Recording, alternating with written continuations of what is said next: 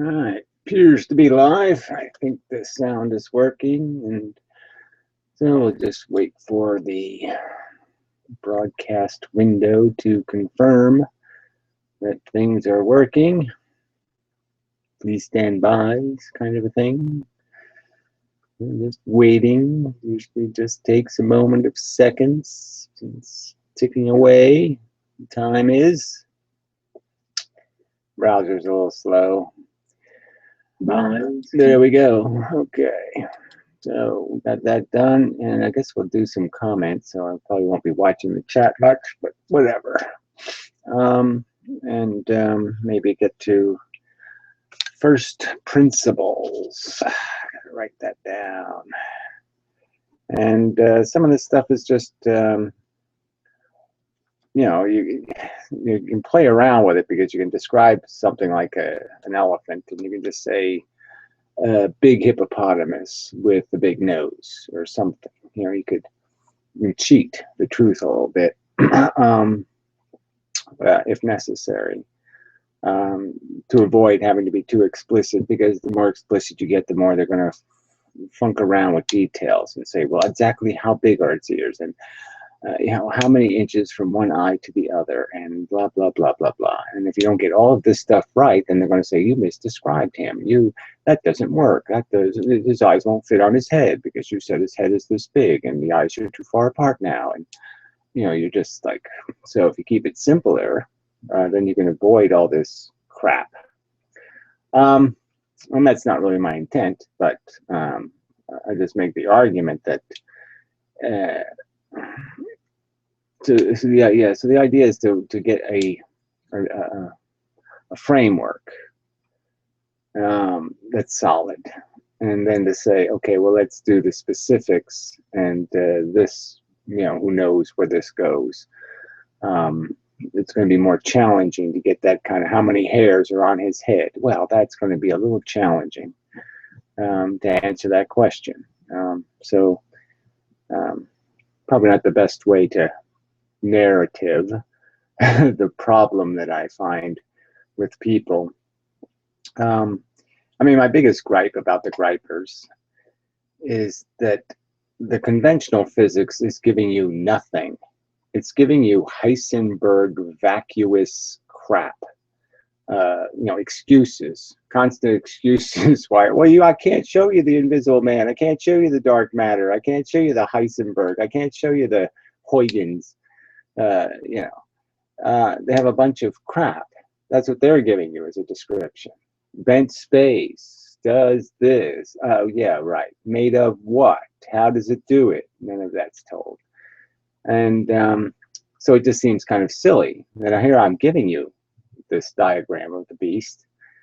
And yes, because I can't tell you how many hairs are on his head, you're going to say I have a catastrophically incomplete theory. It's just, I think it's duplicity in terms of your standards. I think that's just nonsense. Just because, yes, this theory does explain, it does provide you a mechanism for gravity, inertia, time dilation, magnetism, and electricity. It gives you a mechanism that can work for all of those things. And all you have to accept is that, yes, there's some properties that I can't describe the mechanism. I can only say that, yes, the force goes in and it leaves perpendicular. Now, they're saying that. They're not giving you anything on that particular subject. The acceleration of an electron and the creation of photons. I'm arguing, I'm telling you what they are. They're calling them virtual things. I'm saying they're relabeled gravity, polarized gravity. I'm giving it a label, and yet you're still complaining. But anyway, it just is irritating. I'm mostly talking to Hoffman today, by the way. He's just such an asshole. Anyway, so yes, the room link is below in case anybody wants to actually argue something relevant to physics, theoretical physics mostly. Um, I don't mind arguing experiments. It's just that that gets a little bit more complicated unless we both have deep understanding of the methodology of the experiment, exactly how it is performed. Because people are just so full of shit. There's another aspect of the two-slit experiment nobody talks enough about. But in water waves, the two-slit experiment does not create a pattern on top of a pattern. That is, you don't get the two-slit experiment with light creates that center, and then it gets weak, and then there's a little bulge of pattern, and then there's another little bulge of pattern. So it's two patterns on top of each other. Water waves don't create that. So it's another, and obviously water does not create interference pattern in a single slit. So anyway, no reason to think light is a wave. Just there isn't any good reason to think so. No good reason. So anyway, so I don't know if there's any specific subjects I want to get to. Like I said, I want to do some comments that might eat up the whole thing anyway. It's just that some of these first principles, like I said, some things we know pretty firm. Like I said, this idea of an accelerating electron. An electron accelerates, and as it's accelerating, it's obviously changing the field. So it changes stuff that's going through it. So in some way, the acceleration of the electron, the obtaining of velocity, through that process, there is change perpendicular. Stuff going this way and this way is now transformed by that electron into a field that we can measure, electromagnetic radiation, magnetism. And it's the movement of that field that creates electricity, obviously, collapsing and reestablishing of that field, of that transformation, that change that happens to the field energy as it passes through the accelerating object. Now, in a sense, you can say, okay, so when something gains acceleration, I will make the argument that what's happening is it's a set thing. If it gains acceleration, it means it has to consume something that has a property going the way it's going to accelerate. So it's consuming fish or energy in the direction it's moving. And because it wants to stay the size it is, it's letting loose stuff perpendicular because it doesn't need the perpendicular. But this also goes back to the speed of light argument, which I'll get to because it's in the comments. So yeah, I might as well get to it there. All right. So let me just do the comments and make this easy or simpler or more something. Let's see if I can still see what I have to see and do this at the same time. I think I can still function. All right, some guy called Marbles of Steel. We'll start with him. At 4:55, I think you're mistaken. The constants he's referring to are the vacuum permittivity, EO, I don't know, and the vacuum permeability, UO, which have more to do with the strength of the electric and magnetic field, respectively, than their speeds. The point is the electric and magnetic fields are parallel fields, as described in a photon. That means they're both peaking at the same time and they're neutral at the same time.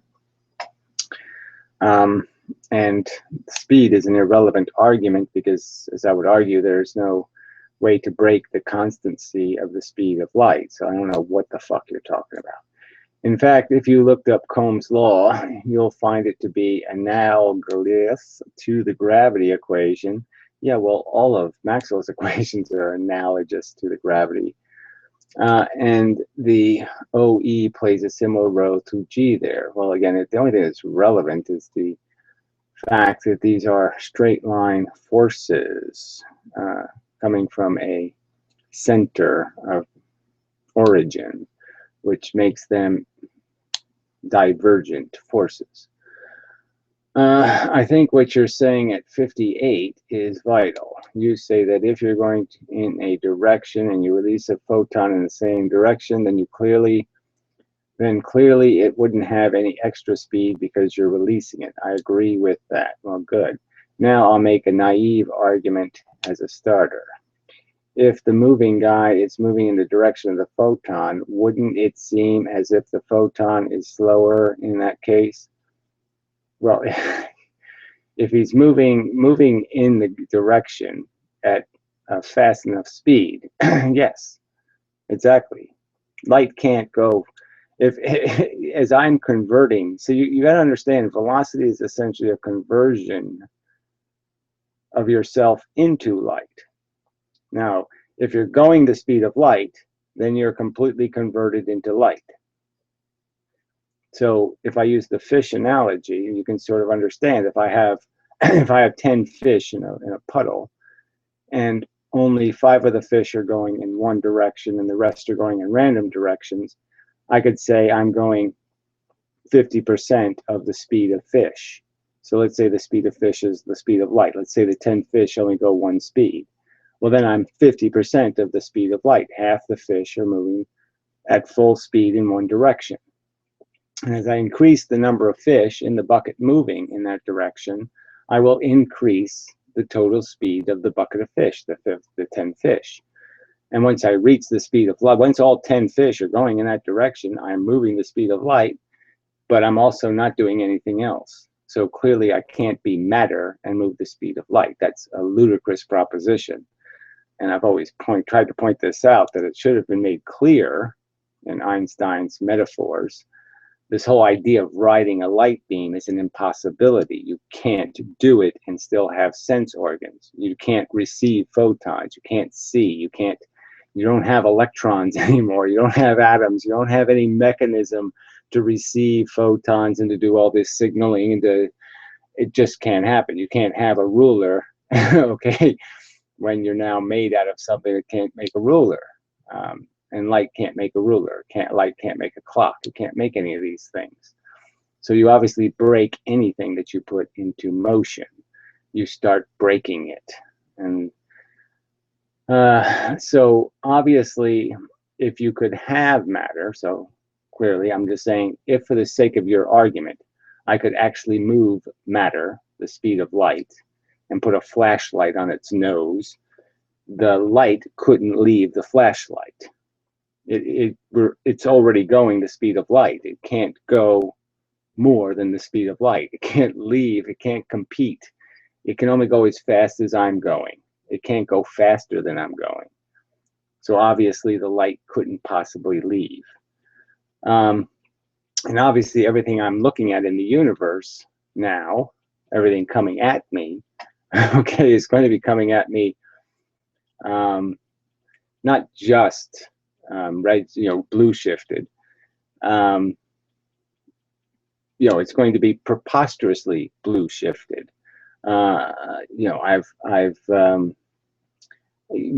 all the radiation is now going to, so something as simple as a flashlight pointed at me. If I'm coming at something as matter, the speed of light, which I can't do, but I'm just saying if we could, what we would be moving towards now wouldn't be a flashlight beam, because we would be doubling, tripling the frequency. So now the frequency is now, much higher.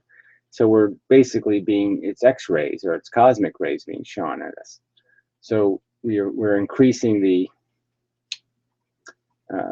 force through that mechanism. It's not the same. It's just not the same game you're playing anymore. Light isn't light anymore, because there would be this interaction. But the point is you can't do it anyway. You can't move matter anything like these preposterous speeds. So I don't believe they'll ever find that they can move matter as fast as they think matter's moving in the cosmos. They think some pieces of matter in the cosmos are moving half the speed of light or 3/4 the speed of light. I don't think there's any chance that it is, because I don't think it could possibly produce photons moving at that speed. And if it was producing photons moving at that speed, the photons it would be producing would be incredibly shifted. So the real thing it was producing, if it's coming towards us, it would be producing radio waves for them to look like light. And if it was going away from us, yeah, the cosmic rays, I mean, the X-rays would end up looking like radio waves, something like that. I mean, the shifts would be incredible. So I think that answers the question. Yeah, so you can't move matter. Matter already has moving parts. I mean, so this is one of the first principles I'd say that's, I think, like this one I'm like 99% sure of. I mean, I think it's just a no-brainer that we know the forces are moving at the speed of light. We know matter absorbs these forces. I just don't think there's any sense to not conceding that matter's made of these forces, that they're just these forces in a new configuration. Well, I'll say 90%, because it is possible matter's a completely different animal. But I'm just saying I don't think that's possible, because I don't think, first, it would just make the universe more complicated, and it's simpler to have one mechanism, one fundament, one kind of cement that everything's made out of, one kind of rock. But there's probably other intuitive reasons to recognize this. Well, I guess the obvious reason is that we can cause a chain reaction inside of atoms and matter and turn them into photons. So we can turn matter into photons. So we know matter can be converted into force. Now, whether energy can be converted into matter, or force can be converted into matter, that's a more difficult thing to do. We don't have any examples of people doing that yet, but it seems clear that it is quite possible to break matter and release a ton of force in the form of magnetic radiation, which I wouldn't call electromagnetic radiation, which I would just call photonic radiation. So we'll say that photonic radiation is proof, in my opinion. The fact that it comes out of matter when you break matter is proof that the matter is made out of moving parts. That the matter is made out of stuff moving the speed of light. Because when you break the matter, the stuff leaves at the speed of light. So this should tell us that the only thing that makes matter move slower than the speed of light is that the bucket of matter, the thing you call matter, whatever, a bucket full of matter, there must be pieces in it going this way, and pieces going that way, and pieces going that way, and pieces going that way. That if it doesn't have any significant velocity, it's because it has pieces going in all directions. And it's only when you make a lot of its pieces go in one direction that it could acquire any kind of real speed. And we're talking by real speed as a percentage of 180,000 miles a second. Okay, so you're competing with a preposterously huge speed. So let's understand that even when we got a piece of matter going 18,000 miles a second, that's still only 1/10 of the speed of light. And we can't get things going 18,000 miles an hour. So, these numbers are, that people got to have some perspective. Going half the speed of light is going incredibly fast. Incredibly fast. So fast. I mean, if I took an atom and I moved it half the speed of light, the truth is it probably has enough energy. I can't say this for sure, but it might have enough energy to travel all the way through the Earth. I mean, it's a tremendous amount of energy. I took a whole atom and got it to the speed of light, I'm it's probably not a great example. Well, it is, because it's a laser beam essentially, right? It's a tremendous amount of energy in a very small space. So just imagine how small that beam is. It's as big as an atom, and the beam has, you know, the speed of light squared energy. You know, and so it's going to. So if you can imagine a little 5-watt, you know, laser beam shooting through a piece of metal, well, yeah, this laser beam just go right through the earth. Something like that. You know, I can't say for sure. That's just speculation. I don't have the real math on that one. But I'm just saying, going the speed of light makes any kind of particle very dangerous. Any matter going the speed of light, which it can't do. Again, let me just already point out, it can't do this. But I'm just saying, even going half the speed of light is, it has been converted essentially. Essentially, that's doing the same thing a nuclear bomb is doing. But by moving matter half the speed of light, you're essentially doing what a nuclear bomb does, in the sense that you're basically turning the matter into energy. And you've converted it from matter into energy, and you've made one hell of a lot of photons going one direction. And that's going to be powerfully corrosive to any matter it interacts with. Okay, so enough of that.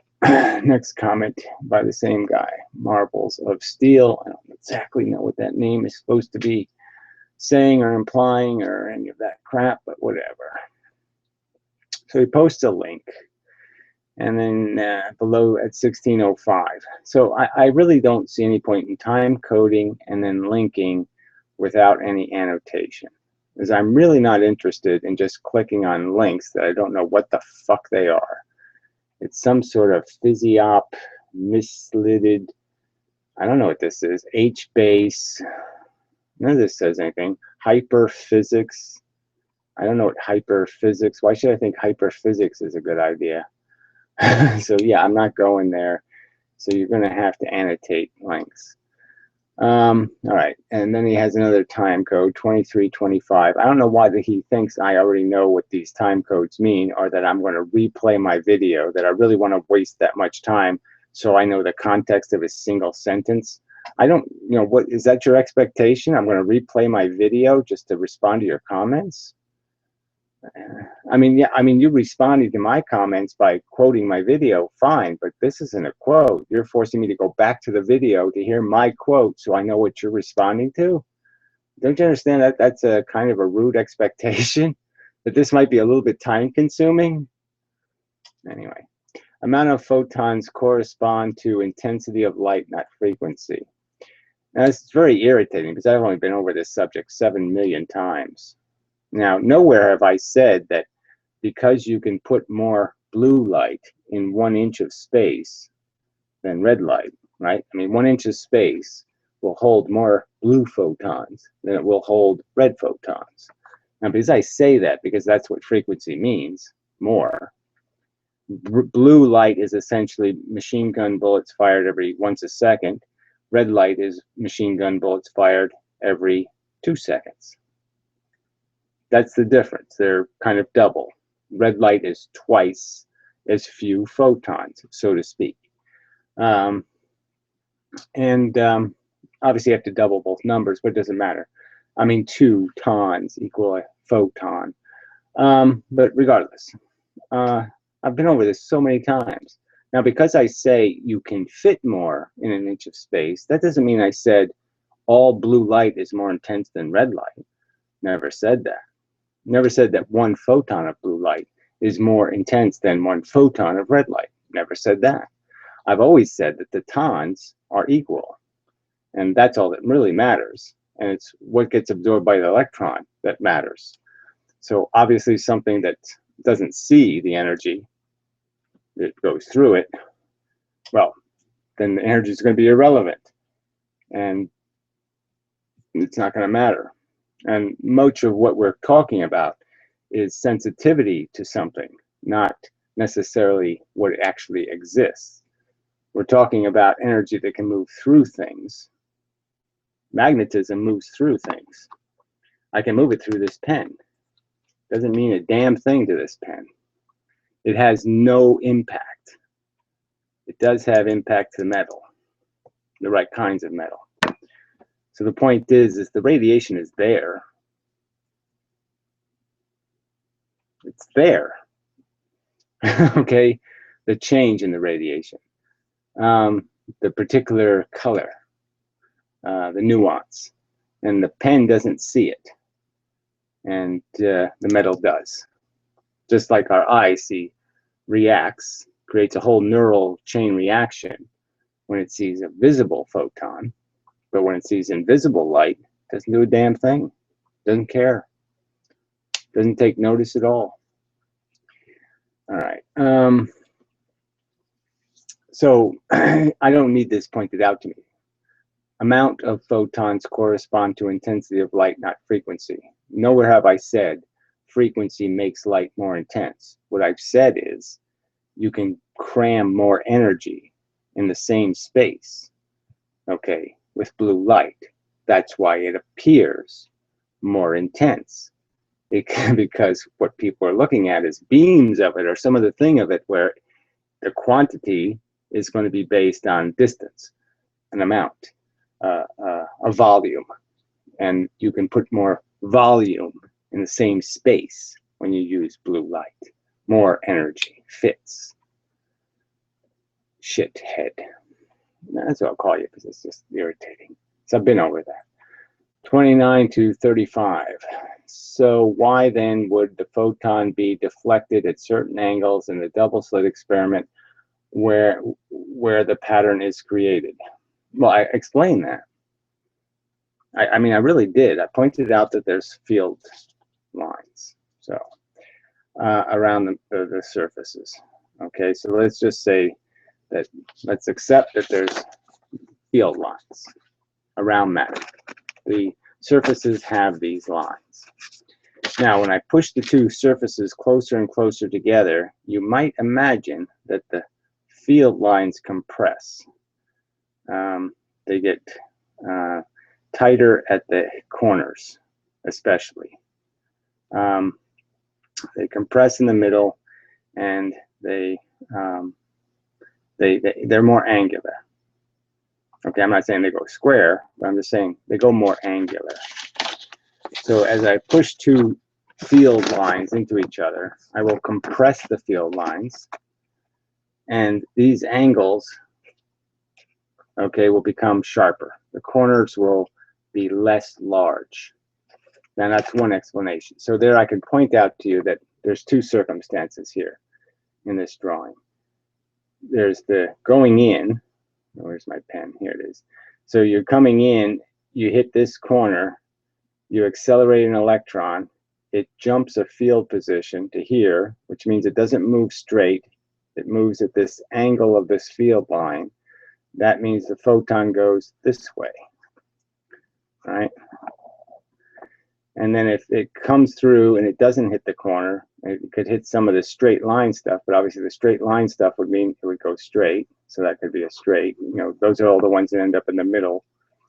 And then if it hits an electron that happens to be right on one of these corners, then this electron will do the same thing in the angular movement. It won't move straight because the field pressure is pushing it this way. So it moves at an angle, then it releases the photon at the angle of its velocity. And so that you get diffraction from both sides going both ways because of these angles, depending on which angle it hits. Now that's one explanation. I could theorize also that if you just consider these positions, the movement, I could make the argument that any curved line, okay, that I put positions on, you can understand that the place it's at, got a little bit of lag here, the place it's at, it like the orbit of the Earth moves in a certain arc. But if there's a point of release, right? If there's a point where a new photon is going to be released, so the photon goes in, it can't be held, but it's held temporarily, causes acceleration. That means just causes the electron to switch positions. So it pushes this electron forward, and it's going to take its position. Let's say that's the end result. And it's going to do this, it's going to do that on this arced path. The point would be at the point where it releases the photon, this is always going to be a specific angular velocity. Whoa, that's not even close to a straight line. Better do this on the ground, so to speak. Redraw that. That was just a catastrophic failure. All right, so it's going to release it at an angle, okay, the last angle that it was at. So it's going to release it on one of these straight lines, if you can get what I'm saying. The last movement is the movement that's going to, that the photon leaves at. If the photon left here, you could say the photon would go this way. If the photon left here, you would say it's going to go this way. So it's almost like the orbit of an Earth. If I just totally blew up the sun, made it disappear in an instant, okay, a real instant, it's gone. One, one Planck second, one Planck piece of time, and the very next Planck piece of time, it's gone. Well, even that wouldn't be a good idea because the gravity would take a little while to dissipate, because it's only moving the speed of light. But regardless, let's just say I break the force right instantaneously and the Earth is free to move. You can see that depending on where the Earth is in the orbit, it will move out of the system at a different angle. So the point is the released photon, it comes in at one angle and it will be released at a different angle. And that you can see that because of the distance between the photons, the electrons, that will determine, okay, where basically the bright and dark spaces. So this would represent the dark spaces. This position would indicate the light spaces. Because these positions, the electrons are bound by their resistive force. So let's understand the electrons don't like each other. They're being compressed into each other, but they don't like each other. Okay, well, those arrows don't show up, so forget about that part. But the idea is they're under tension.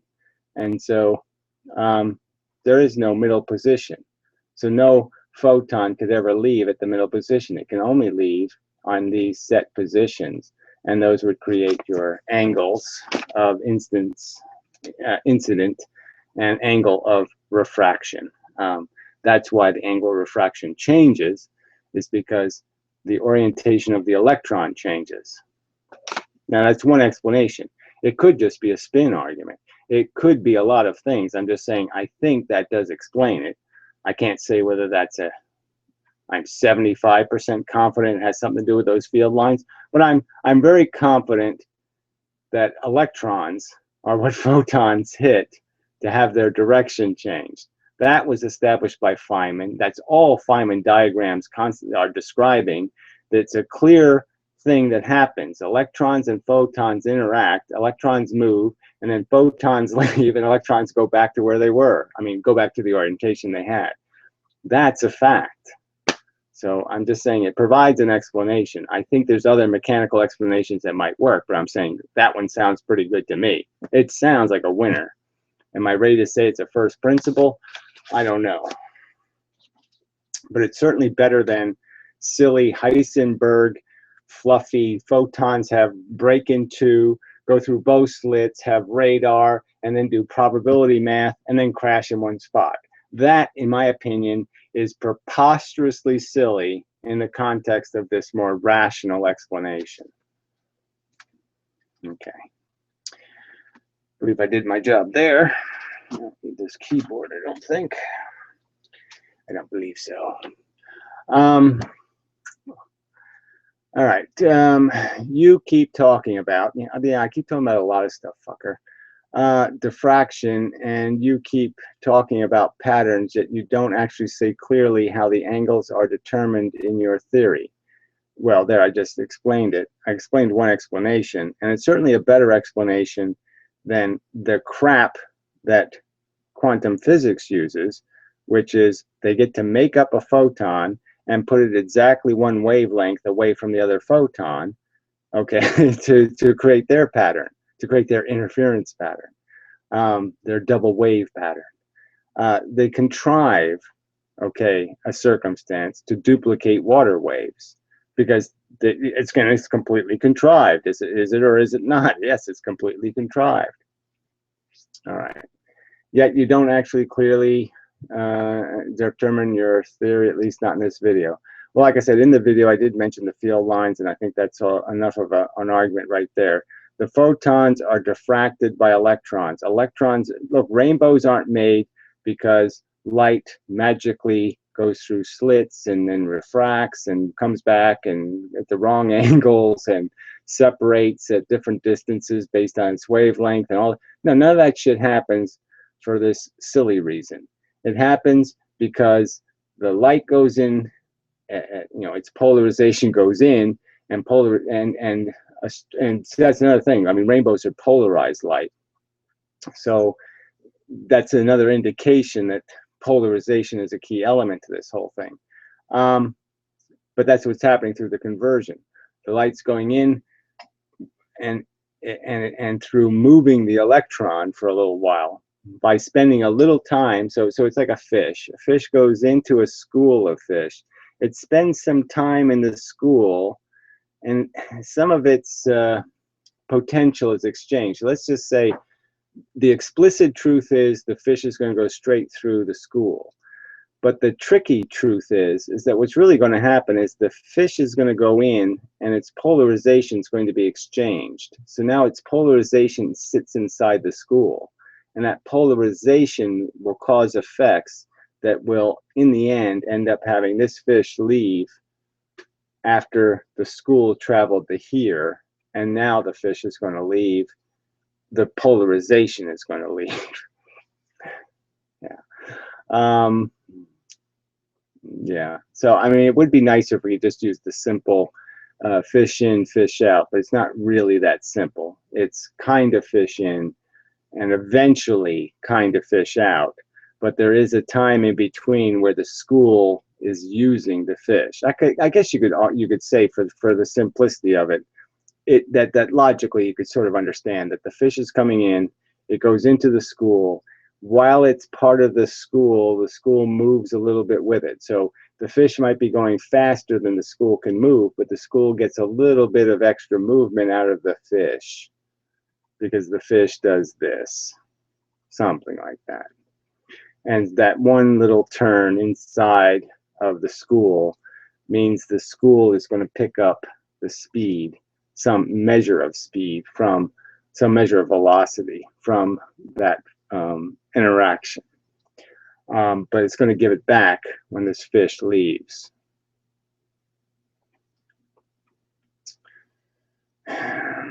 Yeah, that might be not perfectly stated. It's going to give it back when the fish leaves. Well, clearly it's going to lose what it had, which was one positive fish going this way. So unless it has another fish to replace this one, it's not going to have the extra plus fish. So I guess that's the argument to make, is that when this plus fish comes in, a fish going this way or that way leaves. Then the school accelerates. Okay, so that's the way I should have said it. So the school's got 10 fish in it, and they're going in different directions. This fish goes in. That means it has an extra fish going that way, more fish going that way. And what it does is it loses a fish going perpendicular. That's the EMF. And now the school moves. Okay, so first the school has to eject the EMF. Then it can move because now it has the extra fish going the way it's going. It won't go as fast as this fish because this fish is faster than the school, but let's say it does because there's a mechanism where, like those electrons in the field line, they will get bumped. So this fish will, in a sense, the polarization that represents this fish will get bump. And so if it keeps the fish in an orbit, then it's still one plus ahead because this still went in as a forward. That's the vector it gained. That's the momentum it gained. And it left something going this way. So I'm just saying it's still net 1 plus fish forward. And it won't be until it lets a fish go forward and picks up a fish from the field going perpendicular that it can slow down.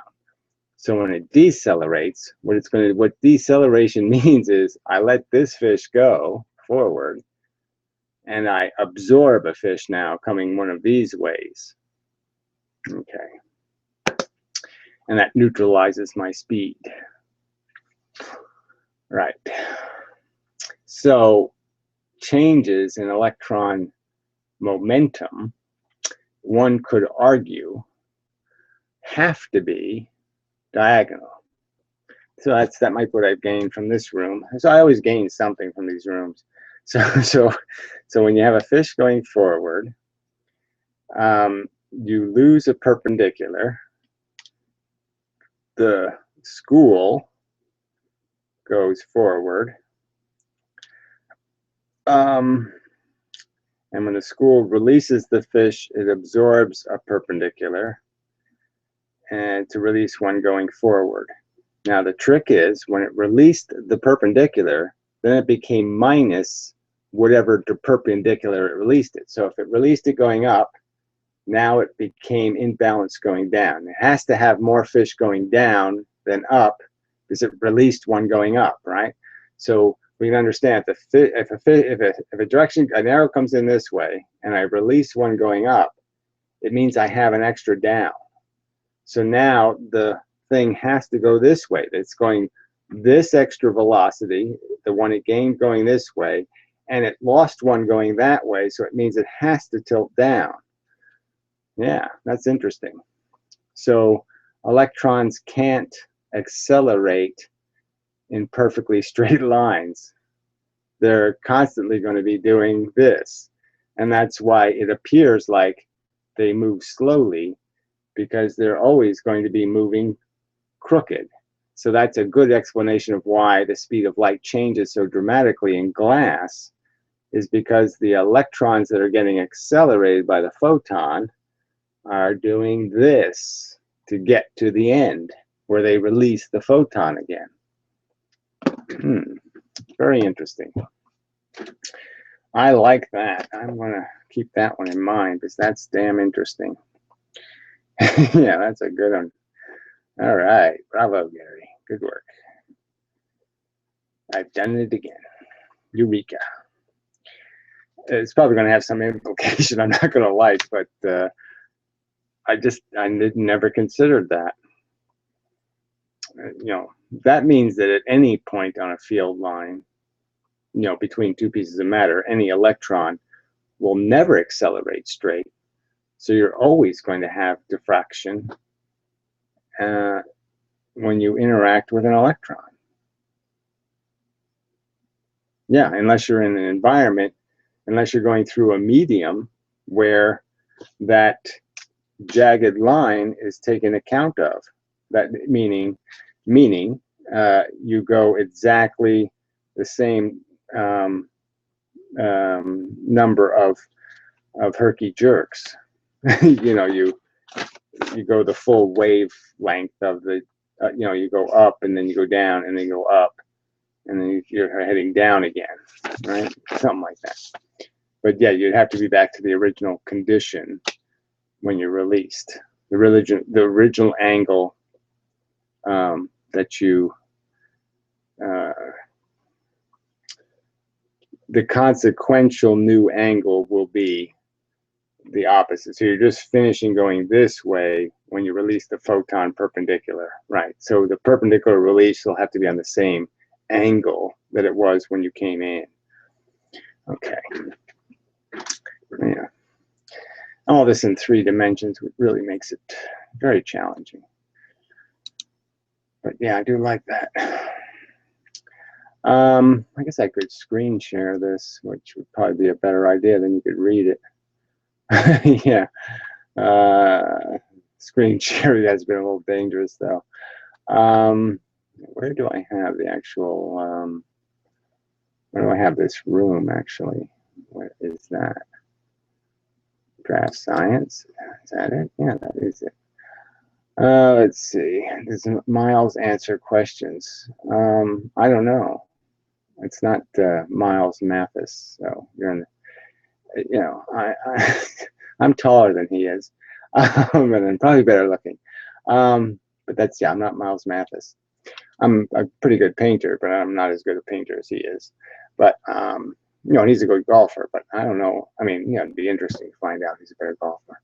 But yeah, I'm not Miles Mathis, and he's wrong. yeah, smart.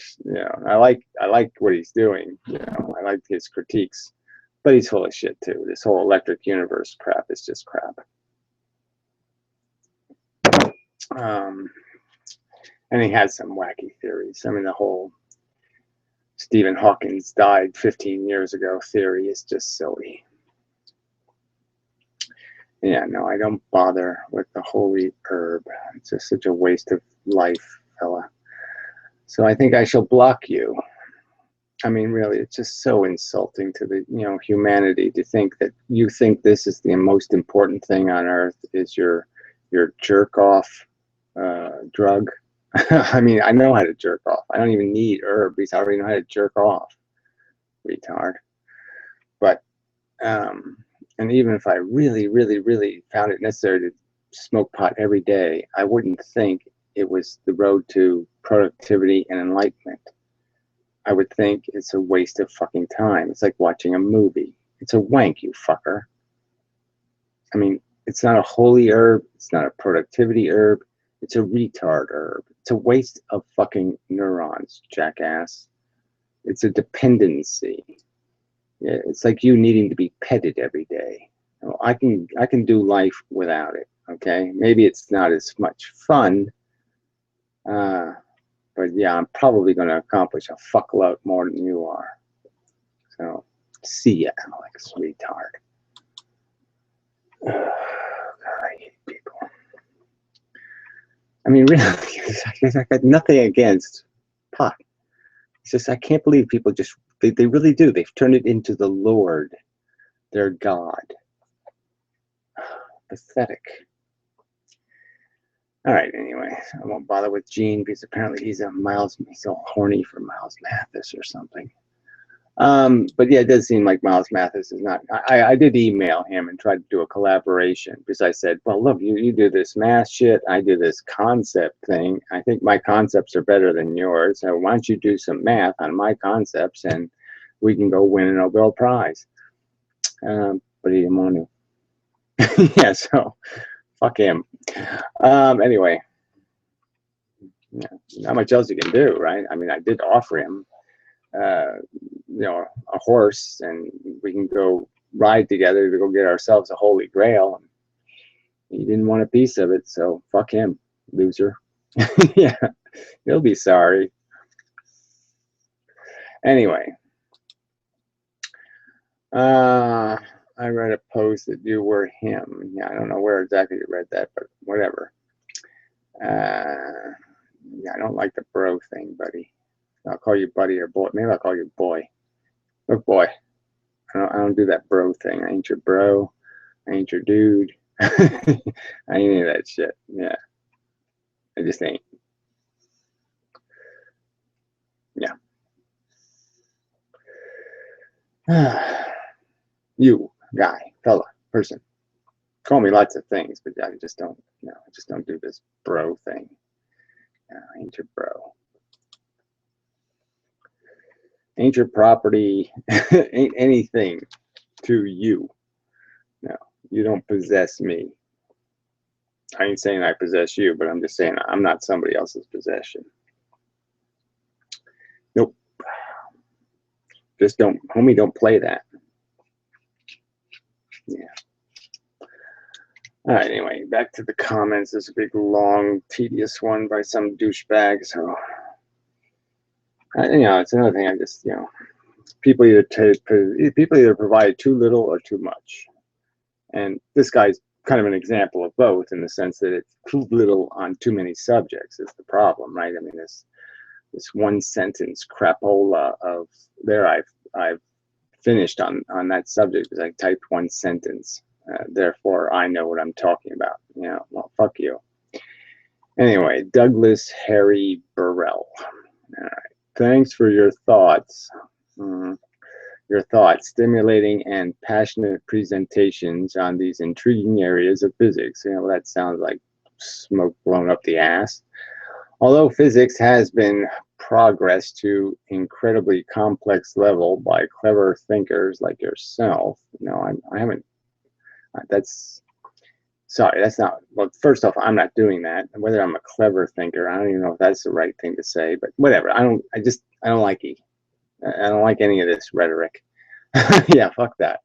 But given the benefit of training and formal physics, whatever that means, just look in Wiki. I don't know, Wiki is a bad example. There's lots of bad physics on Wiki pages. And frankly, they won't even allow anybody to post anything on particle gravity. They deleted all the references I made to the subject.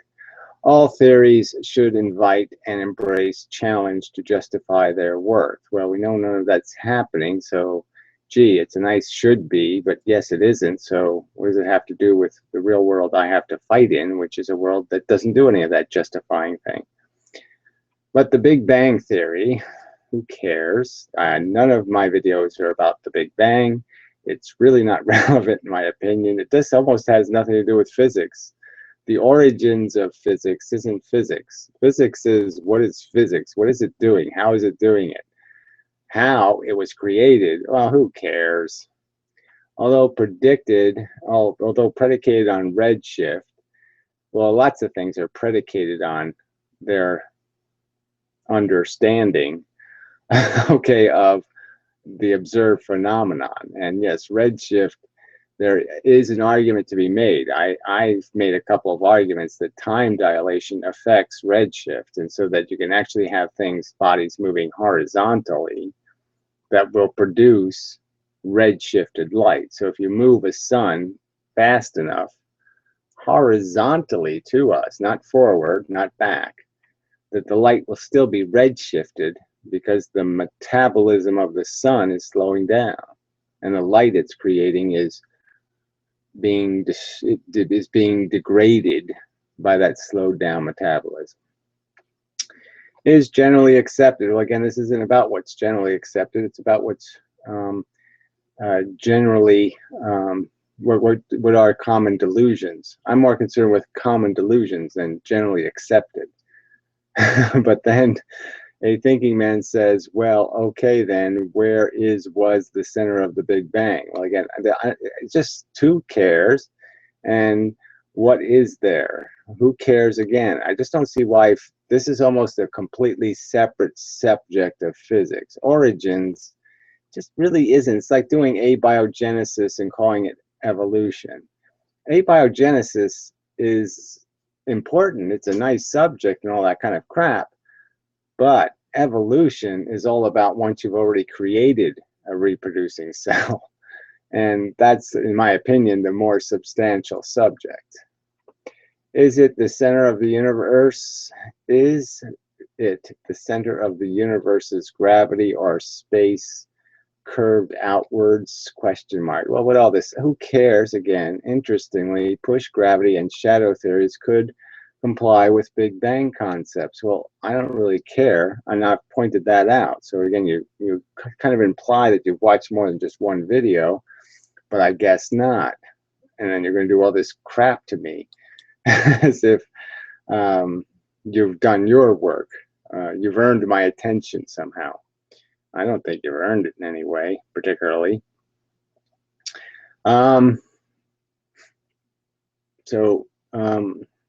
Yeah, so I pointed out that you could have a Big Bang, and even like a nuclear bomb, you could use in this example, the mushroom cloud, the fact that the pressure field is congested on its way out, and so therefore the pressure builds, and so we could be in a high pressure smoke ring, so to speak, of the universe, a place where gravity exists.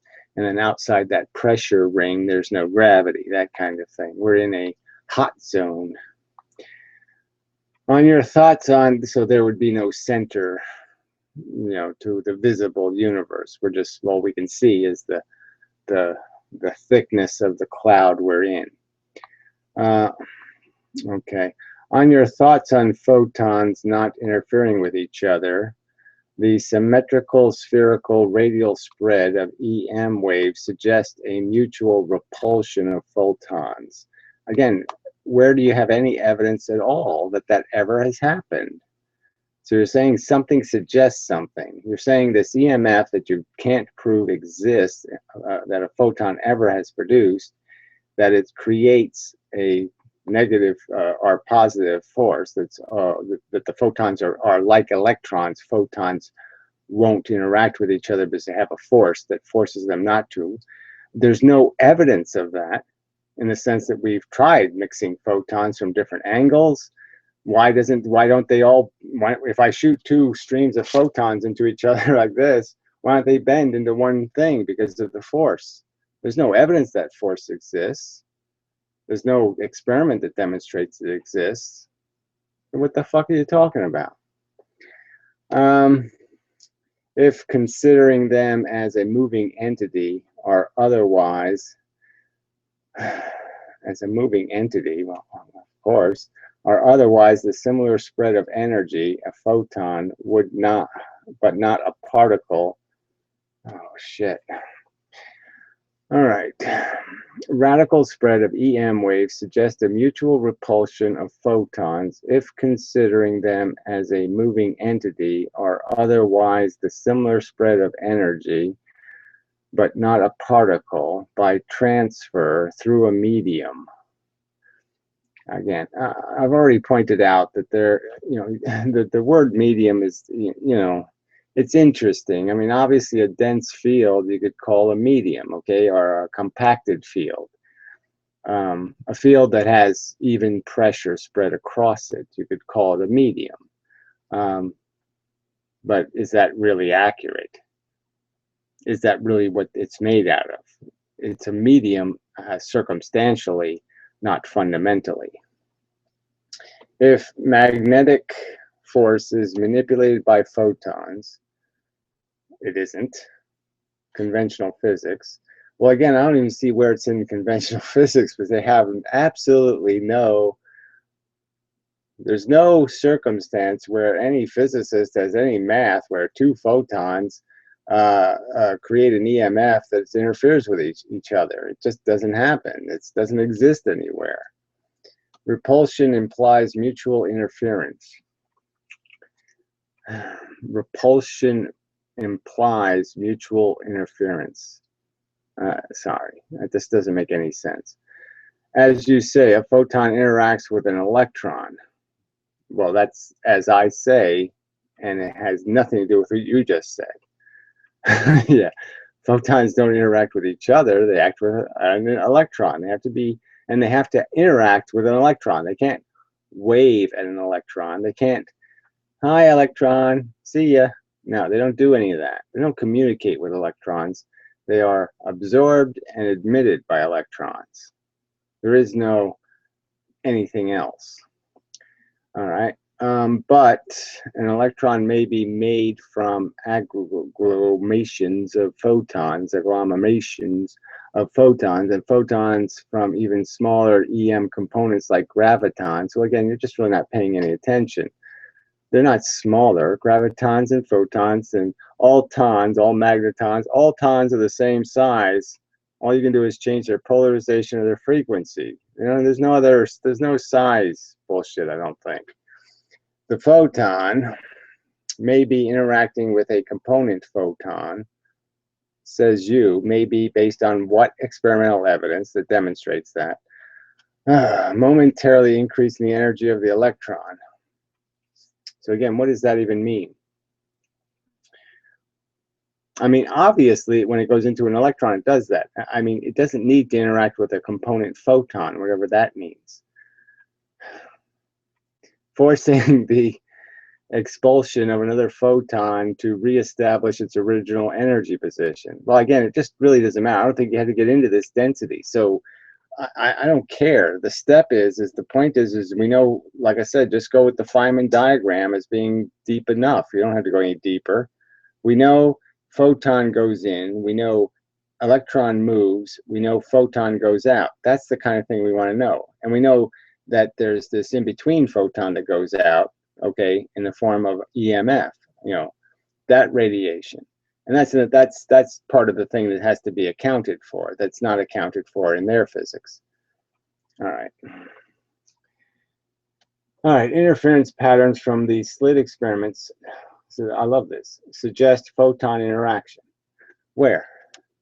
Explain. How does it suggest in a single slit experiment? You have one slit, you have one photon goes through it. How is there any suggestion of photon interaction? Where's the suggestion of photon interaction? There's no suggestion of it. You have to make it up. You have to preposterously make it up by creating a second fake photon and saying the two photons interfered with each other. Well, there's no second photon. And you have to make it up. You have to frickin' pull it out of your ass. So there's no suggestion. There's only, the only way this is, it's like saying the existence of shamrocks suggests leprechauns. Well, ukuleles or something. What do you call those sticks they had? I mean, something that only a leprechaun. I mean, you don't want to say like four-leaf clover suggests them. Nah, that's not really right. But the point is that it doesn't suggest that. It's not a real thing. Whether a photon is a wave, oh shit, or a particle is specious. I think it is one or the other, asshole. Since although likely it is something possessing an electro and magnetic field, no, it's not likely at all. There's not one shred of evidence that it contains any of that shit. Electrons contain that shit. Photons don't contain that shit. Are consisting only of these. Where's the evidence? So again, it's likely. Although likely, no. Based on what fact? Oh, that's right, no fact. It appears to be a subcomponent of matter, like a brick to a wall. Well, it appears that, yes, when you split atoms, a bunch of photons fly out. Where do you choose to stop, e.g., when something has no mass? Well, again, I'm claiming photons do have mass in the direction they're traveling, that they have no horizontal, they have no tangential dimensionality. So they only have mass in one dimension, the dimension they're traveling in. And matter has mass in all directions because it has energy moving in all directions. But it is a building block of matter which has mass. Well, again, it is what matter's made out of, and matter has mass in 3 dimensions because it has photons moving in 3 dimensions, where light only moves in 1 dimension.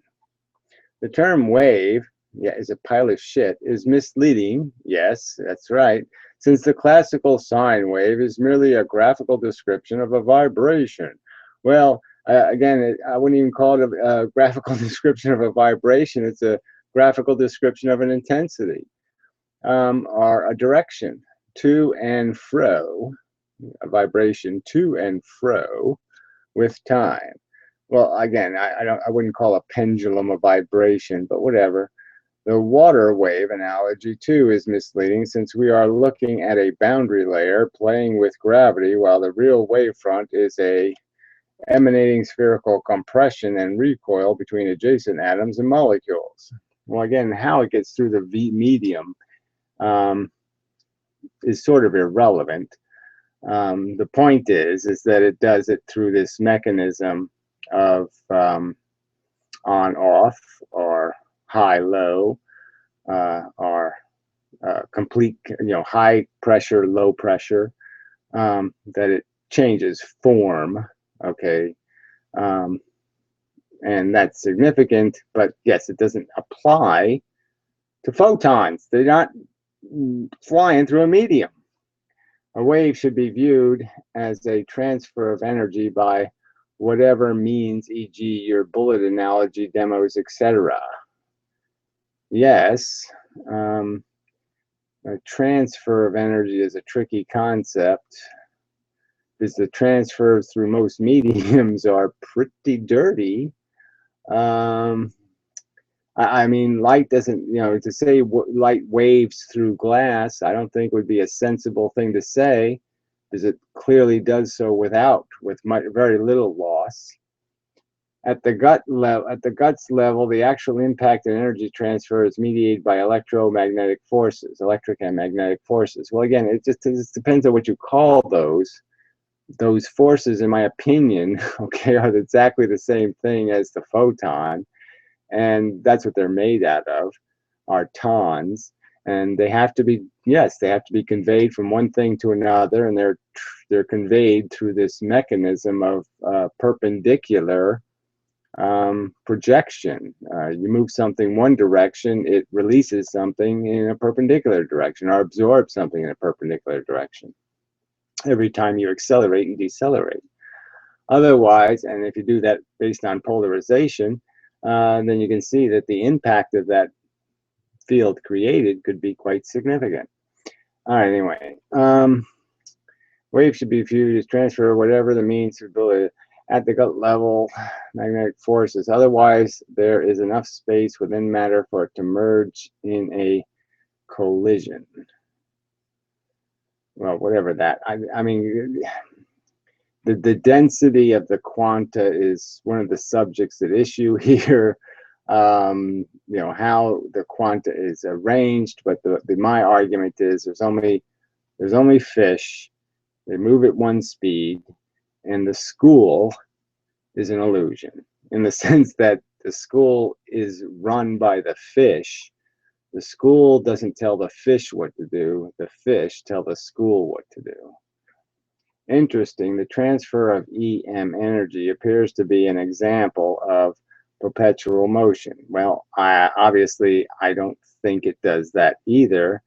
The fact that there's perpetual energy in the universe is a fact. Okay, there's a lot of energy in the universe. But to say that you can have an engine of conversion, let's see, that would be perpetual, almost denies a fundamental fact of that you're always going to have to feed equilibrium. So for every action, there's the opposite reaction problem.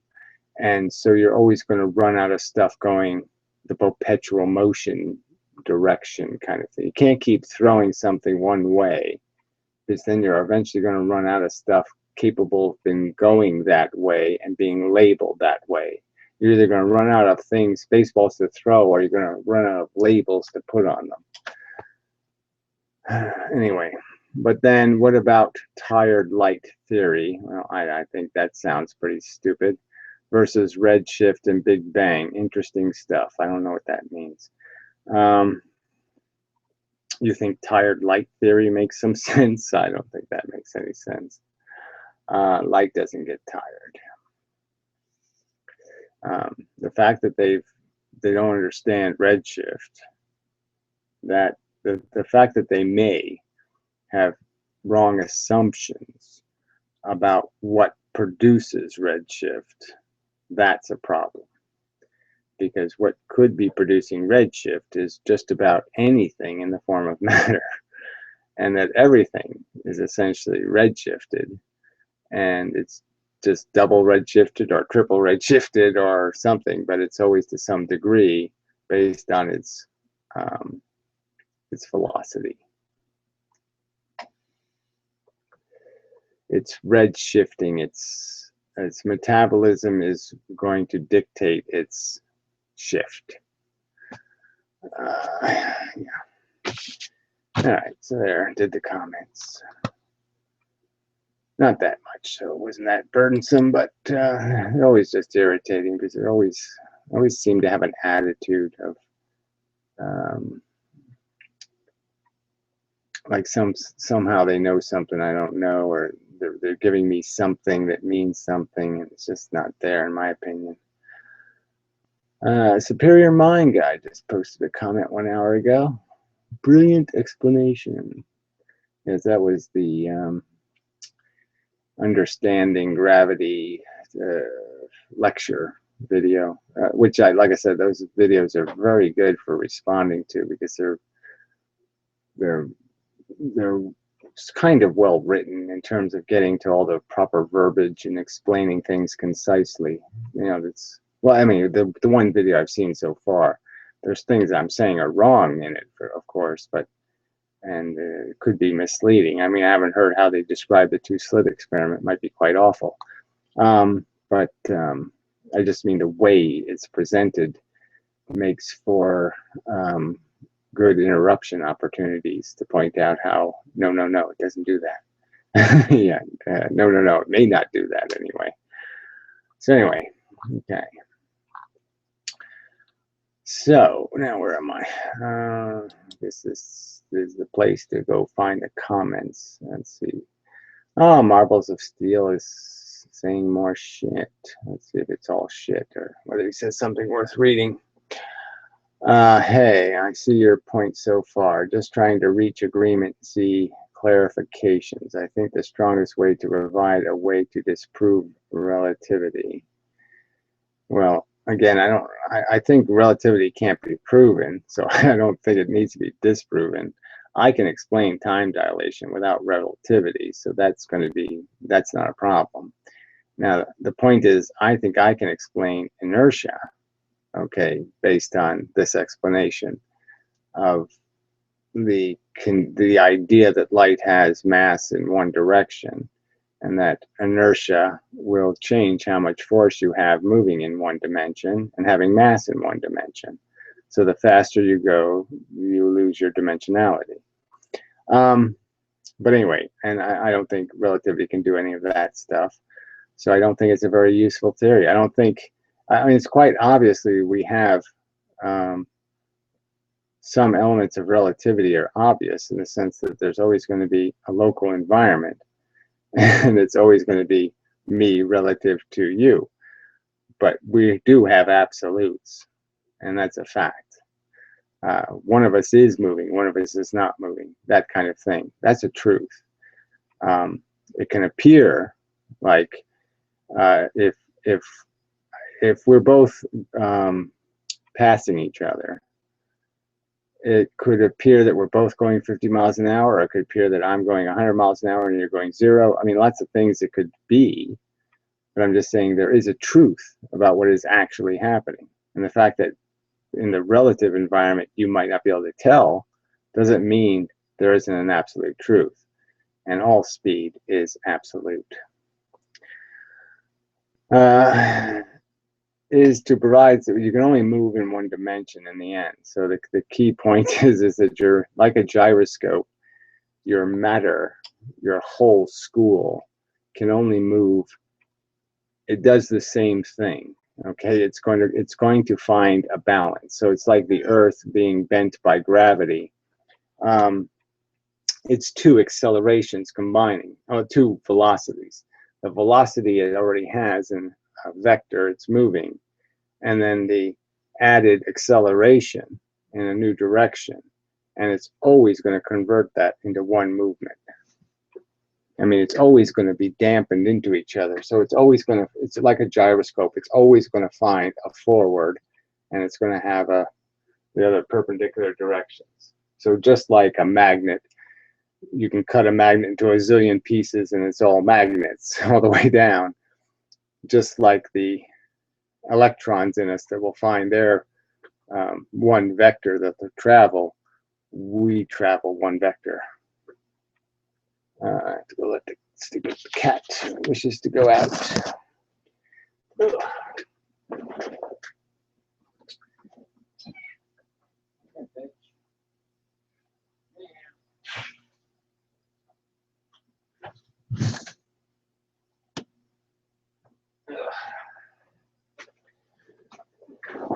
Damn beast thinks he's so entitled. Entitlements. Yeah. Stupid homeless bum living in my house. He thinks he owns the place. All right. is okay. I think the strongest way to provide a way to disprove relativity. I don't know exactly what that means. Dot dot dot. It doesn't say there's more to this comment, so is to provide a way, experiment, mechanism to find the absolute frame. Yeah, well, I think that can happen if we can just find some way to measure the degrade in the integrity of metabolism. So finding the frame would be to find a clock that moves faster, right? So if you can make a clock that moves the fastest, that will be the clock that's not moving. So if you can take a clock and move it to different locations, put it on different things or do something with it, if you can make it go faster, then you know you're really putting it somewhere slower. As funny as that sounds. So if you can take a radioactive element and put it somewhere and it releases radiation less quickly, then you know you're going slower. And so if you can make it release radiation more, if you can get to release radiation more quickly, then you know you're getting closer to not moving. Again, I apologize if I haven't dug deep enough, but it'd be the clearest way to make your case. I don't know if it is the clearest. I mean, there's lots of things. I mean, if I can decisively prove the two-slit experiment, if I can decisively come up with an explanation that just wipes it all out, I think I have come pretty close to that. But if I can just wipe out the whole wave theory, I mean, I think that's good enough. But I mean, just this whole, there's so many ways. There's so many, like I said, the particle gravity thing I think is doable, and there should be some experiment I can come up with to demonstrate the shadow idea, which is to present a specific experiment where we can find the absolute frame. Well, again, I think it's easier and more realistic to say that we almost probably have the technology where you can aim photons well enough to aim them at the two-slit experiment, and therefore you've evaded the whole Heisenberg problem. You know exactly what slit they went through, and you know exactly how close they were to the surface, and then you can just see where the photon goes. And I think what they'll find is the photons that go close to the surface end up diffracting the most, and the photons that are further away from the surface go straight. Anyway, which is the velocity where clocks are not broken, exactly. So I think that's it's just really hard to do, because to break a clock you have to really go fast. I mean, to break it in any kind of significant way.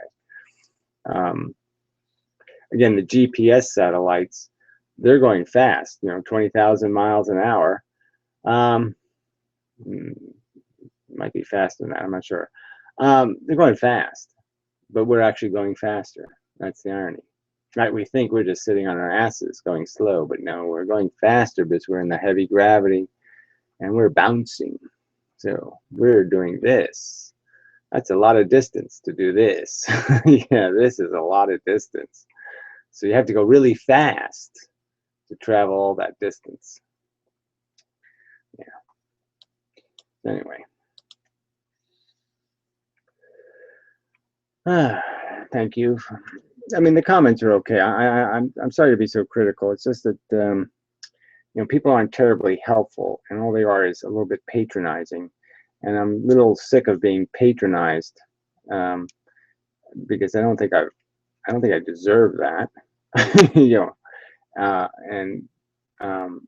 I don't think, unless people want to find huge flaws in what I'm saying and say, well, you can't say that because this experiment proves that's not right, or some other thing where I've made just really big errors. So until I make some big errors, I just don't think people have a right to be patronizing, in my opinion.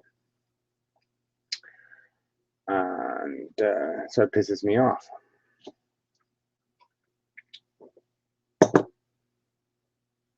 Yeah, that's the way it is. Yeah, I don't like being patronized. Yeah. And I generally know what I'm talking about. I mean, it's just a truism. I mean, if I was wrong a lot, if I gave people advice or I said something about something and I was wrong a lot, well, then I'd say people have a right to be a little suspect and be blah blah blah. But I usually don't say shit unless I kind of know what I'm talking about. I'm not saying I can't make a mistake. I'm just saying, or that I don't make mistakes. Yes, I do. I just mean I don't think I make catastrophic ones. Anyway, let's see. All right, I'm curious if you received my private message. No. About Sabian Hassenfield's blog and the talk to us. Yes, I did receive that. Okay, the talk to a physicist thing for $50. Yeah, I went to the page. I mean, I think they just want somebody to ask them questions. I mean, I don't think they're really interested in me putting them to a public test. So I don't know if they're really going to agree with me recording them and me testing the veracity of their understanding of fundamental physics. So, but it might be a thing to find out. Like I said, if I can find out if they'll be willing for me to publish the interview and for me to, and I'll give them the questions maybe ahead of time, for me to challenge them on their understanding of the two-slit experiment, me challenge them to explain why the Huygens principle, a principle, is never used anywhere else. Why is it only used when there's a single slit? If every wave creates a infinite number of little wavelets in front of it, then why don't they use Huygens in the two-slit experiment? And the simple answer is because, well, that'll fuck the math up. Yeah, obviously it won't work then. I mean, it's just so, I just want to force them to explain to me how they can accept something called a principle that in the first place isn't a principle because they don't apply it anywhere but in one place. That sounds like an exclusion or a whatever the word for something you only use in one place is, which is like some kind of silly word, I hope. A catch-22. That's what it sounds like. It sounds like a catch-22. That will solve this problem by just having the Huygens rule. And how could you even logically explain it? Like, okay, the photon's heading for a slit. I have to Huygens, right? And all of a sudden it sees a second slit and says, oh, fuck, I can't Huygens. I mean, come on. It's silly. It's preposterously silly. It's so nonsensical that physics, I should be allowed to embarrass physics over and over again with just this one subject. This is like such a colossal failure. This is like an ice skater not tying their skate laces or something. This is just such a preposterously silly mistake for physics to make. And just the whole idea of Huygens, right? Because it has this word infinite in it. I mean, they couldn't even confine it to something. Well, they knew they couldn't because, as soon as they confine it to something, then they're conceding it's made up. But anyway, an infinite number. How could a physicist believe there's a principle that creates an infinite of something in a confined space? That there's an infinite number of something in here. How can a physicist do that? Come on. They know better. They should know better. They know that's paradoxical, that that's toxic to something called physics, physical. Physical can't do infinite. It can't do infinite inside of something.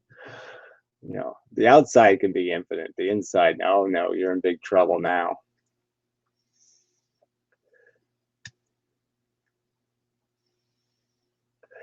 So, but yeah, thank you. I did see that link. And it's interesting. Like I said, I saved the link, I think, somewhere, but I'm not unwilling to spend the $50. But yeah, I just need to know what I'm going to get for my $50. If I'm just going to get, gee, you're an awful rude person. could you? I don't know why you're so hostile. We're doing our very best, and you know, I don't think you've read enough books, and you know,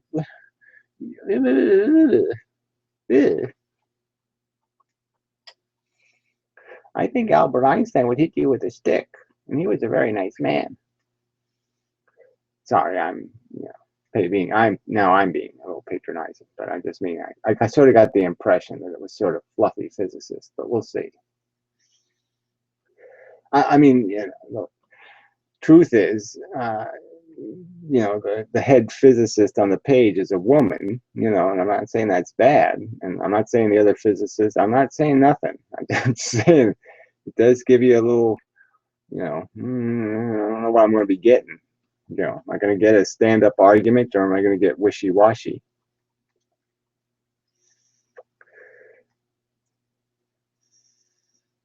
I mean, I want to debate. I want a contest where they're willing to defend their theology.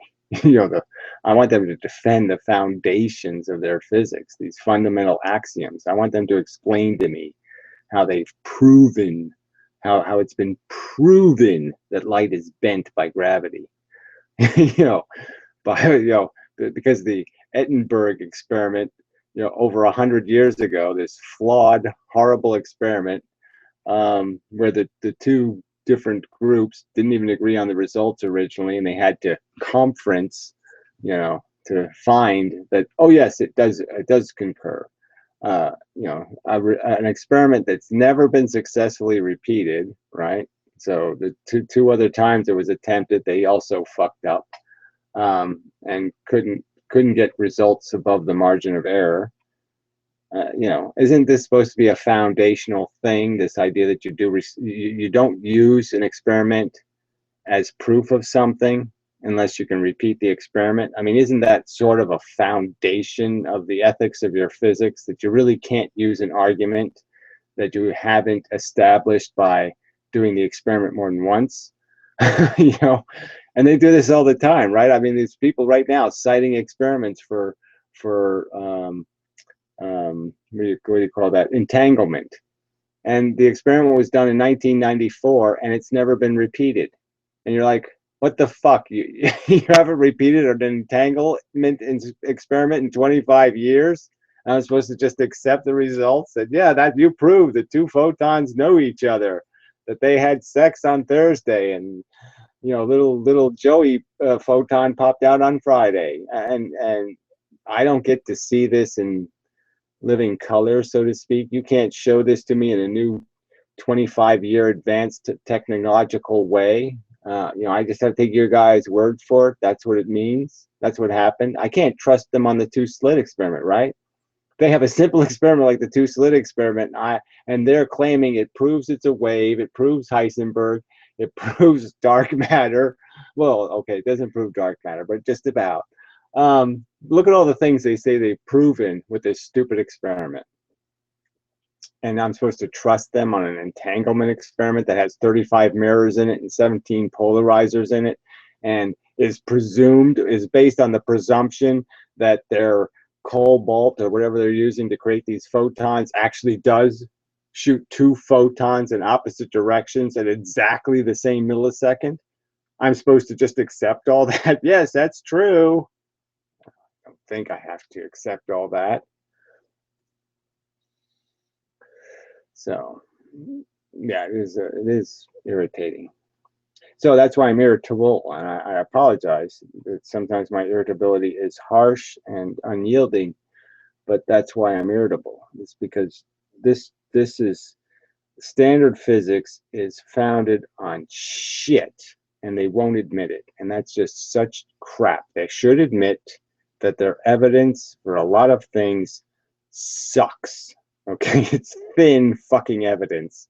They're drawing expansive conclusions, and they have the most circumstantial of evidence, and that's bad science. I mean, science they should work harder to demonstrate how nothing else could be a possible explanation. No other explanation could possibly be true.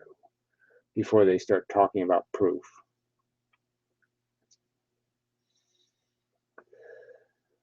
But it is funny that this stuff revolving around Einstein, there seems to be an awful lot of, we don't have to pay any attention to evidence. And it's just like this whole freaking, like I pointed out, the Hubble telescope could do lensing experiments with our sun every fucking day. The Hubble telescope doesn't have any light scatter problem. It doesn't need an eclipse. It can look at the edge of the sun every day. It can go right up to the edge. I mean, it can't look at the sun because it'll blow the fuck up. But it can go right up to the edge of the sun, and it can look into black space right next to the sun. And it can see light get bent by our sun every fucking day. So why doesn't it show me that happening?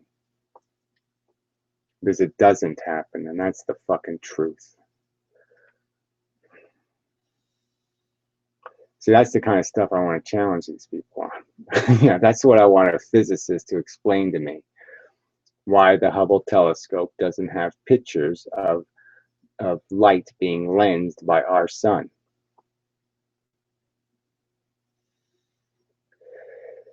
Well, I mean, some of it, I mean, I don't want to get into what constitutes a pseudoscience, but I'm just saying that quite obviously it's not up to the scale of what you would expect. So if it's like a trial, and if you're calling it a justice system and it's supposed to have integrity, that means your trial, you have to bring evidence into trial.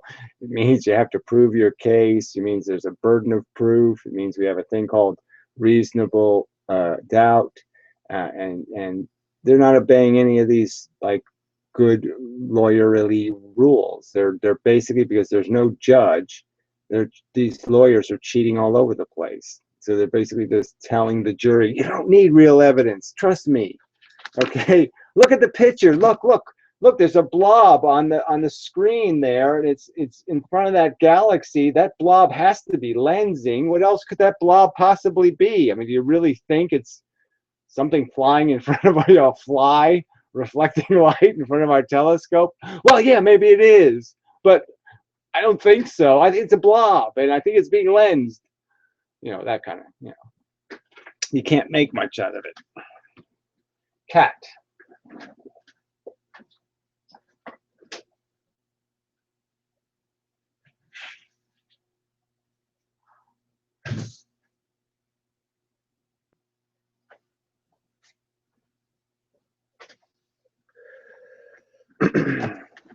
Yes, I do have to lock the camera because I do not wear much clothes in the summer. Anyway, so yeah, but I don't know. Like I said, pseudos. I don't want to. I'm not. I have no necessity to get insulting in a. I don't want to be. I don't want to be guilty of the same crime as I see other people guilty of. In the sense, I don't want to exaggerate the crimes, but it's bad science, and that's at minimum, I think I can prove it's not good science because it's not obeying their own rules, for fuck's sake. They know it should be better than this. That proof requires evidence of a higher standard.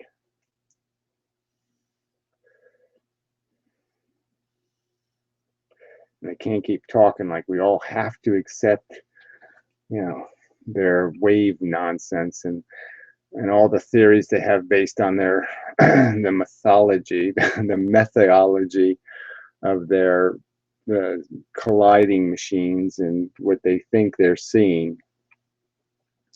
And that's a whole nother element of this that gets kind of irritating.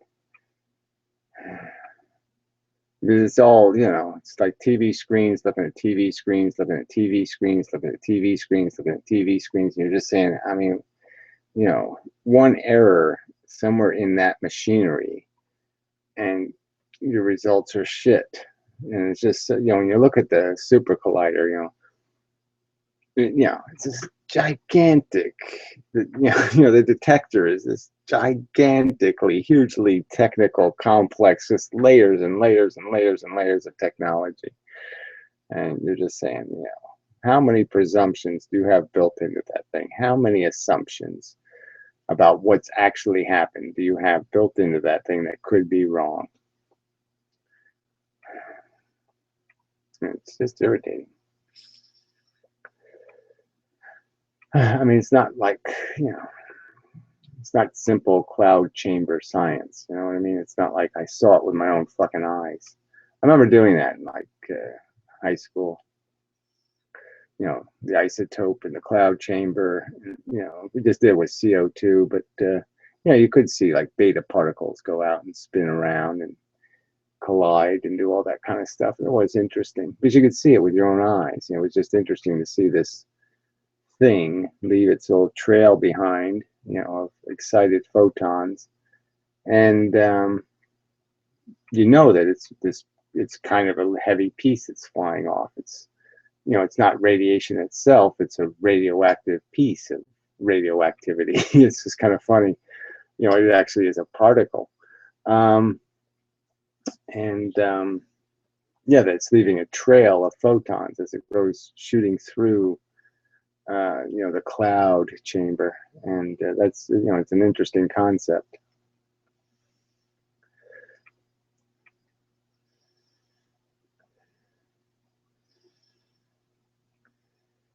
Very interesting.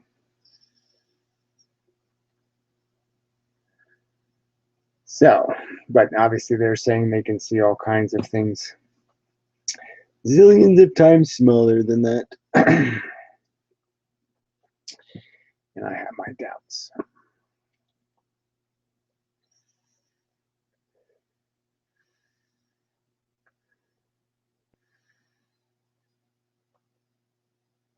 So let's see, is there anything else that needs to be done here? I was thinking I might unblock Hothla Day. There's a way to do that in here. It's convenient. You can't do it from your regular channel. You have to do it somewhere in here. Yeah. So I don't know. Let's see what invite people says.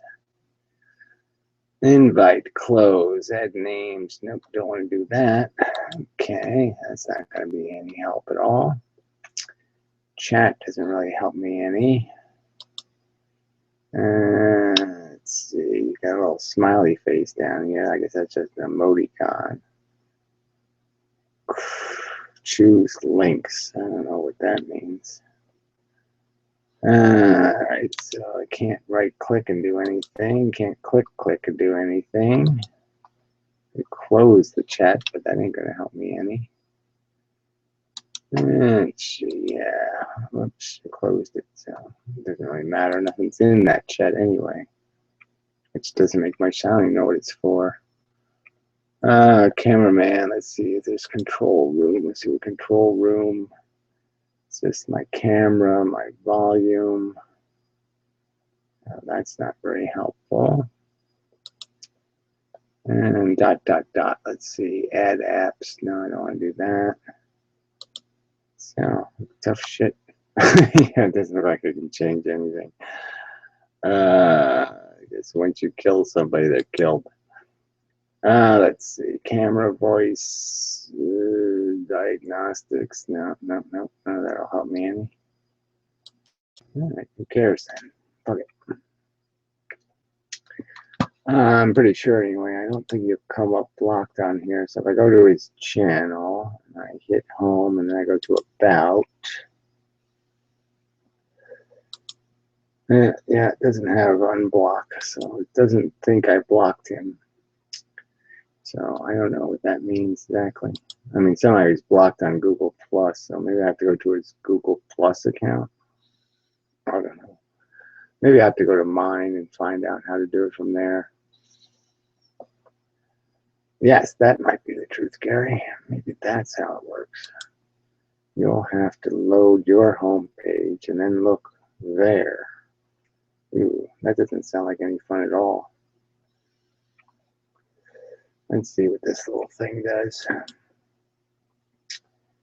Pop out chat, add remove, view active users, add remove moderator. I don't want to do that. Let's see what active users are. Active in a chat. Ah, there's currently no active users. Cool. Thank you very much. That's funny. All right, so add and remove moderators. Let's see how that works. There are currently no moderators. Channel name or ULL. Well, I'm not gonna. That doesn't give me an option to do anything useful either. So what else can I do here? Where do I find chat functionality? Smiley face thing is just emoticons. Let's see what these things up here are. So setting button, I think. King, I don't know what that king hat, what does that mean? Some sort of printer, I don't know. Triangle, let's see, let's try setting thing. Oh, those are just kinds of emoticons. Oh, so you can, oh, you got a cow head. Let's see what the king one is. You got a watch and money, and oh, there's a whole bunch of these things. How fucking interesting. Tractor, yeah, that's got a lot of use. I'll post a tractor. Flags, oh, how exciting, flags. Let's see, triangle, what is triangle? Oh, it's got all kinds of stupid looking symbols, and everything is kind of tacky and cruddy. Oh, look at that, I can post a time, a clock. I can post arrows going two ways. Yeah, ooh, cool, cool, cool. All right, so that was absolutely useless. Absolutely useless. So, yeah, so I'll post an arrow. That was exciting. All right, so that was useless. Yeah, so I guess there's no, I don't see any other chat power features here. So just add, remove, pop out chat. I don't know what that means, but let me see if I pop it out, what happens. It popped out, I guess. Let's see, nothing to see here, but we popped out. Well, look at that. So I can make a pop out chat. Isn't that charming as fuck?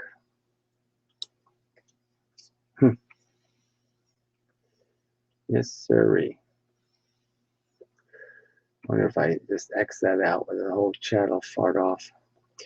Well, maybe I'll collect this chat because it's not entirely shit, but yeah, it's mostly shit. Yeah, there's not much in it actually.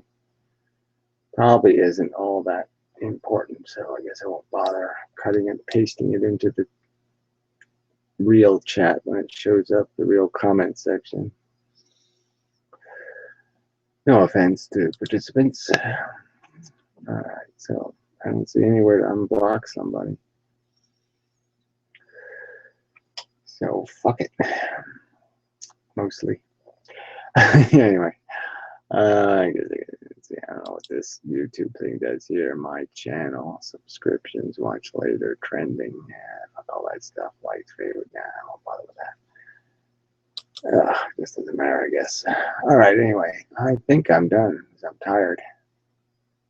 And it seems like a good time to be done is when you're tired. So, till the next time and such.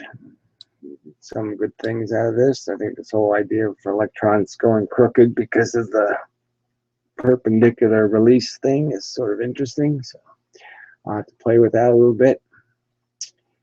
And so, till the next time and such, and so forth and whatnot. Again, yeah, thanks for indulging it. I think I'm onto something and blah, blah, blah, blah, blah. So I think it's well worth your time, but it is a lot of time to. But yeah, I wish there were some people who wish to get active and actually have a conversation and all that kind of shit. But what are you going to do? I'm trying my best. I'm inviting argument. I'm just not getting any. And so I'll keep working at it and such and so forth and whatnot. And yeah, so hope you get what you deserve. Yeah, it doesn't sound like a good thing, right? I hope you get exactly what you deserve. Oh, you start thinking about that and saying, yeah, no, I hope not. I hope I do better than that. But yes, I think it's a good thing to get what you deserve. So I hope you deserve not to have a bad day tomorrow. That's probably hoping something different. I hope you deserve. I think that's probably legitimate. It's probably okay to hope that. I mean, again, hoping doesn't mean anything. It's just a gesture of some kind of, if I had, if I had a bucket of extra good stuff to give you, I might give you some of it just for fun. But I don't. So all I can give you is some kind of hope thing. Yeah, I know it's not worth much, but it's all I got. So it's all you're gonna get. Yeah. Till I have a bucket full of good stuff. Anyway, so till next time, such so forth and whatnot. Waiting. Even though I find it obnoxious, we'll do it now and then.